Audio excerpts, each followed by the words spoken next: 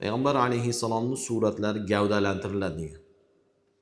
Mana bu inson xususi. Ya'ni payg'ambarimiz ismini aytmasa, mana bu inson haqida nima deysan?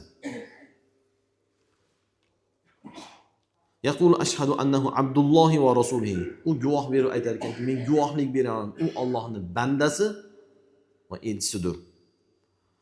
Bu yuqoru uchun aytilar ekanki, hisobdan o'tib bo'lgandan keyin unzur ila maq'adika minan nar. U jahannamdagi o'rningga qara.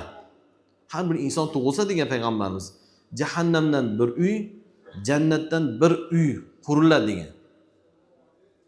Kimdir dunyoda jannatini obod qilib, jahannamdagi uyini vayron qilib tashlaydi. U seni jahannamdagi o'rning edi. Alloh taolo seni o'tiradigan o'rningni jannatga almashtirdi.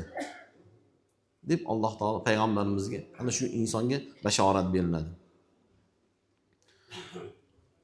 Ammo kofir va munofiq bo'lsa-chi, mana bu inson xususida nima deysan desa, odamlar nimani aytsa shuni aytaman deydi.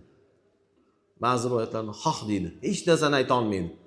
Xoh deydi, tiliga hech narsa kelmaydi. Yolg'on gapirding deydi.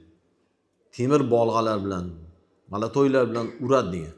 Shunday qichqiradiki, inson va jinlardan boshqa hamma mavjudot eshitadi.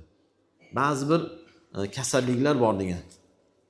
Hayvonlarga uchrab turadigan otlar ayniqsa qorin og'riq yoki siyolmaydigan kasalliklarga ot duchor bo'lib qoladi.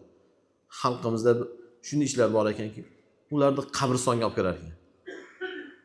Qaysidir qabriston ichidagi azoblanayotgan insonni azobidan ot bo'shanib boradi degan. Ana shu og'riqdan qutulib ketadi degan. Ahli sunna va jamoat e'tiqodiga ko'ra qabr azobi haqdir.